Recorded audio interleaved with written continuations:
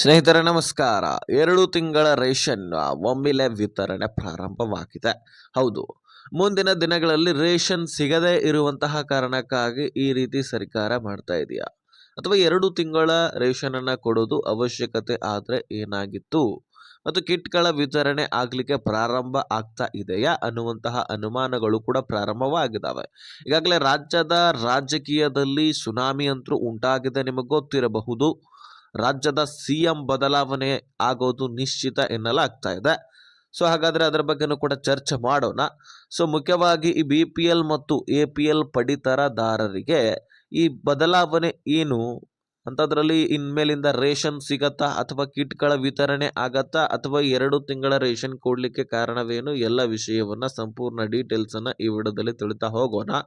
ಇದರ ಇಂಪಾರ್ಟೆಂಟ್ ಮಾಹಿತಿ ರಾಜ್ಯದ ಎಲ್ಲ ಒಂದು ರೇಷನ್ ಕಾರ್ಡ್ದಾರರು, ಸೊ ಪ್ರತಿಯೊಬ್ಬರು ಕೂಡ ಈ ವಿಡಿಯೋನ ಮಿಸ್ ಮಾಡದೆ ಕೊನೆವರೆಗೂ ವಾಚ್ ಮಾಡಿ. ಸ್ನೇಹಿತರೆ, ರೇಷನ್ ಕಾರ್ಡ್ ಇದು ಬಹಳ ಇಂಪಾರ್ಟೆಂಟ್. ಇದರಿಂದ ನಮ್ಮ ಜೀವನ ಸಾಗ್ತಾ ಇದೆ. ಇದರಲ್ಲಿ ಸಾಕಷ್ಟು ಯೋಜನೆಗಳ ಲಾಭವನ್ನು ಪಡ್ಕೊಳ್ತೀವಿ. ಸೊ ಇಂತಹ ರೇಷನ್ ಕಾರ್ಡ್ನಿಂದ ಈಗ ಅನ್ನಭಾಗ್ಯ ಯೋಜನೆಯ ಲಾಭವನ್ನು ಕೂಡ ನಾವು ಪಡ್ಕೊಳ್ತಾ ಇದ್ದೀವಿ. ರಾಜ್ಯದಿಂದ 5 kg ಅಕ್ಕಿ ನಮಗೆ ಸಿಗ್ತಾ ಇದೆ. ಕೇಂದ್ರ ಸರ್ಕಾರದಿಂದ 5 kg ಅಕ್ಕಿ ಸಿಗ್ತಾ ಇದೆ. ಪ್ರತಿಯೊಬ್ಬ ಕುಟುಂಬದ ಸದಸ್ಯನಿಗೂ ಕೂಡ 10 kg ಅಂತೆ. 5 ಜನ ಇದ್ದ ಸದಸ್ಯರು ಅಂದರೆ ಕುಟುಂಬಗಳಿಗೆ 50 kg, 6 ಜನ ಇದ್ದಂಥವರಿಗೆ 60 kg. ಈ ರೀತಿಯಾಗಿ ಪ್ರತಿಯೊಬ್ಬರಿಗೂ ಕೂಡ ಅಕ್ಕಿ ವಿತರಣೆ ಆಗ್ತಾ ಇದೆ. ಆದರೆ ಈಗ ಒಮ್ಮೆಲೆ 2 ತಿಂಗಳ ರೇಷನ್ ವಿತರಣೆ ಆಗ್ತಾ ಇದೆ ಅಂತೆ. ಹಾಗಾದರೆ ಮುಂದಿನ ದಿನಗಳಲ್ಲಿ ದಾಸ್ತಾನು ಇಲ್ಲವಾ ಸರ್ಕಾರದ ಬಳಿ? ಸೊ ಹೀಗೇಕೆ ಒಮ್ಮೆಲೆ ಕೆಲವೊಂದಿಷ್ಟು ಜಿಲ್ಲೆಗಳಲ್ಲಿ 2 ತಿಂಗಳ ಒಂದು ರೇಷನ್ ಅನ್ನ ವಿತರಣೆ ಮಾಡಲಿಕ್ಕೆ ಪ್ರಾರಂಭಿಸಿದ್ದಾರೆ. ಸೊ ಹಾಗಾದ್ರೆ ಸ್ನೇಹಿತರೆ, ಮುಂದೆ ಬರುವಂತಹ ದಿನಗಳಲ್ಲಿ ಅಕ್ಕಿ ವಿತರಣೆ ಆಗತ್ತಾ ಅಥವಾ ಇಲ್ವಾ? ಮತ್ತು ವಿತರಣೆ ಆಗಲಿಲ್ಲ ಅಂದರೆ ಈಗಾಗಲೇ ಜನರು ಮಾರುಕಟ್ಟೆಯಲ್ಲಿ ಅಕ್ಕಿಯನ್ನ ಹೆಚ್ಚಿನ ದುಡ್ಡು ಕೊಟ್ಟು ಖರೀದಿ ಮಾಡಬೇಕಾಗತ್ತೆ ತಮ್ಮ ಜೀವನವನ್ನ ನಡೆಸಲಿಕ್ಕೆ. ಈಗ ಕೆಲವೊಂದಿಷ್ಟು ಕಡೆ ಅಕ್ಕಿ ವಿತರಣೆ ಆಗೇ ಇಲ್ಲ ಅಂತ ಮಾಹಿತಿ ಸಿಗ್ತಾ ಇದೆ. 5 kg, ಈಗ ಪ್ರತಿಯೊಬ್ಬರಿಗೂ 10 kg ವಿತರಣೆ ಆಗೋದ್ರಲ್ಲಿ 5 kg ಮಾತ್ರ ಆಗಿದೆ ಅಂತೆ. ಇನ್ನು ಕೆಲವೊಂದಿಷ್ಟು ಕಡೆ 2 kg ಮಾತ್ರ ಆಗಿದೆ ಅಂತೆ. ಮತ್ತು ಈಗಾಗಲೇ ರಾಜ್ಯ ಸರ್ಕಾರದಲ್ಲಿ ದಾಸ್ತಾನು ಇಲ್ಲ ಅನ್ನುವಂತಹ ಮಾಹಿತಿ ಕೂಡ ಇಲ್ಲಿ ಸಿಗ್ತಾ ಇದೆ. ಸೊ ಹಾಗಾದ್ರೆ ಏನಾದರೂ ಒಂದು ದೊಡ್ಡ ಬದಲಾವಣೆ ಆಗೋದಂತೂ ನಿಶ್ಚಿತ. ಮತ್ತೆ ರಿಟರ್ನ್ ಅಕ್ಕಿ ಏನಾದರೂ ದಾಸ್ತಾನು ಇರಲಿಲ್ಲಪ್ಪ ಅಂದ್ರೆ, ಹೌದು, ಅಕ್ಕಿ ದಾಸ್ತಾನು ಕಡಿಮೆ ಆಗ್ತಾ ಇದೆ ಅನ್ನುವಂತಹ ಮಾಹಿತಿ ಕೂಡ ಸಿಗ್ತಾ ಇದೆ.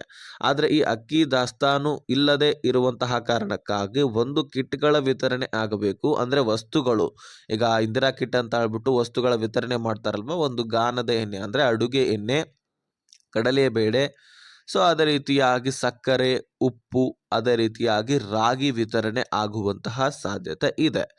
ಸೊ ಹಾಗಾದ್ರೆ ಸ್ನೇಹಿತರೆ, ಈ ಕಿಟ್ಗಳ ವಿತರಣೆ ಮಾಡಿದ್ರೆ ಬೆಟರಾ?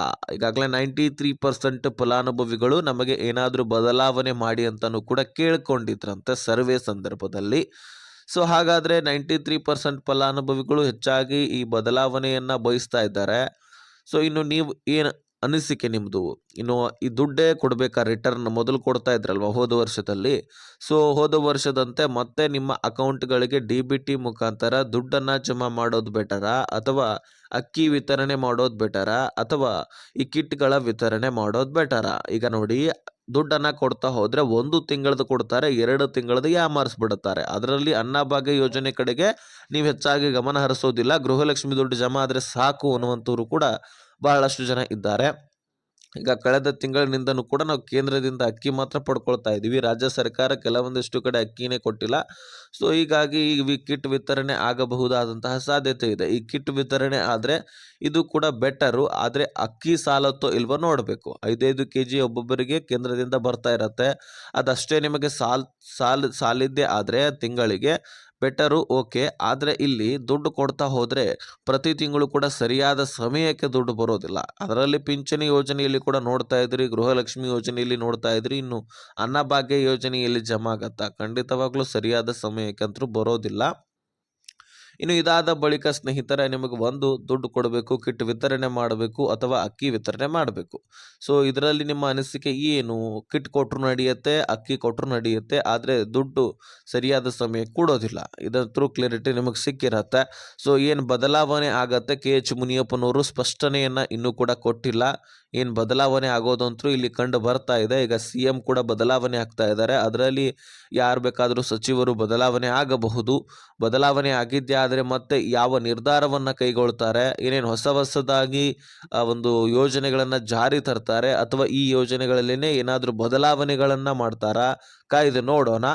ಕೆಲವೇ ದಿನಗಳಲ್ಲಿ ಇದ್ರ ಬಗ್ಗೆ ಕ್ಲಿಯರಿಟಿ ಸಿಗತ್ತೆ. ನಾನು ಮತ್ತೊಂದು ವಿಡಿಯೋದಲ್ಲಿ ನಿಮಗೆ ಮಾಹಿತಿನ ತಿಳಿಸ್ಕೊಡ್ತೀನಿ. ಹಾಗಾಗಿ ಸಬ್ಸ್ಕ್ರೈಬ್ ಮಾಡಿ, ನೋಟಿಫಿಕೇಶನ್ ಆಲ್ ಅಂತ ಸೆಟ್ ಮಾಡ್ಕೊಳ್ಳಿ.